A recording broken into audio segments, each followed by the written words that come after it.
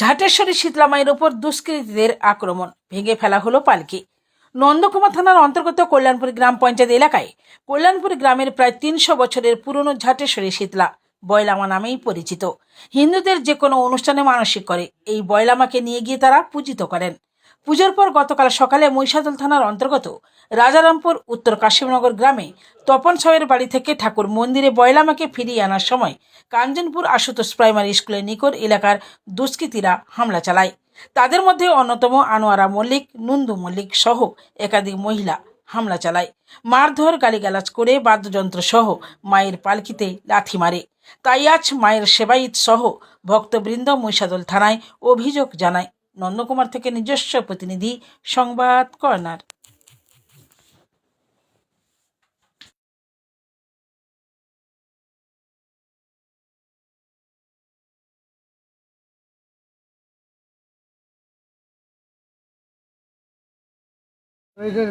আমার নাম মদন মোহন মিশ্র, বাড়ি কল্যাণপুর। আমাদের বয়লা বন শীতলা মাতা আমাদের বাড়ি বাড়ি যান, মানত থাকেন প্রত্যেক বাড়ির হাফবেলা করে। এতটাই মায়ের প্রভাব এবং মায়ের দ্বারা সবাইয়ের আশা পূরণ হয়। তো গতকাল কাঞ্চনপুর জালপাই থেকে মা প্রোগ্রাম সেরে অন্য বাড়িতে ফিরছিলেন। হঠাৎ রাস্তাতে একদল দুষ্কৃতী মুসলিম মহিলা প্রায় 100 জনের মতো মাকে ঘিরে ধরেন, এগোতে দিচ্ছেন না। উনি বলছেন এখান দিয়ে যেতে দেবো না, আর বাজনা বাজানো যাবে না, এবং আমাদের যে বাজনা যেনারা বাজান ওনাদেরকে উপরে অত্যাচার করেন এবং বন্ধ করতে বলেন এবং ইট পাটকেল ছুঁড়েন। এই অবস্থায় অনেকক্ষণ বলে এই রাস্তা ব্যাক করে পিছিয়ে যান, অন্য রাস্তায় যান, এই রাস্তায় যাওয়া যাবে না। কিন্তু আমরা ঢালাই রাস্তা দিয়ে যাচ্ছিলাম, যার কারণে মায়ের অন্য বাড়িতে গিয়ে প্রোগ্রাম রয়েছে। আগের দিন আমরা কমপ্লেন করতে আসতে পারিনি, এত ব্যস্ততার মধ্য দিয়ে আজকে এসেছি থানাতে, কমপ্লেন করেছি, বড়বাবুকে জানিয়েছি। উনি বললেন লিখিত দরখাস্ত দিন। আমরা লিখিত দরখাস্ত দিয়েছি, কিন্তু উনি এখন বেরিয়ে চলে গেছেন। রয়েছেন মেজবাবু, উনি বলছেন রিসিভ কপি 2 দিন পরে দেবো।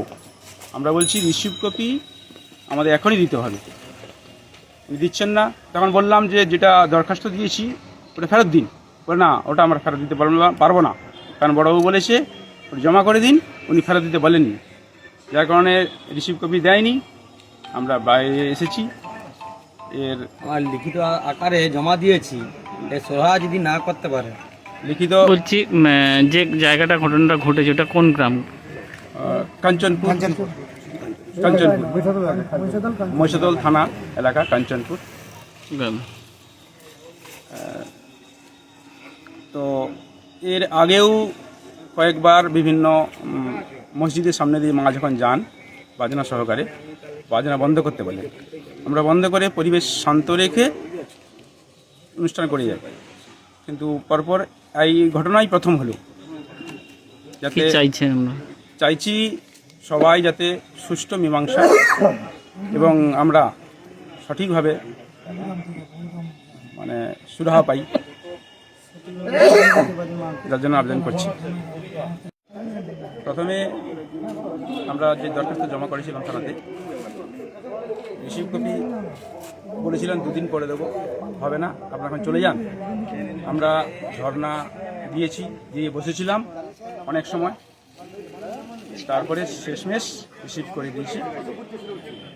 রিসিভ কপি নিয়েছি, নিয়ে আমরা পরবর্তী কীভাবে কী করা যায় আলোচনা করছি। কি চাইছেন? সুবিচার চাইছি, যাতে সবাই ভালো থাকুক, পরিবেশ শান্ত থাকুক, এই কামনা করব সবার কাছে। আমরা ভারতবর্ষে বাস করছি, স্বাধীন দেশে, তার সঠিক সব কিছু যেন থাকে, সবার কাছে আবেদন করছি।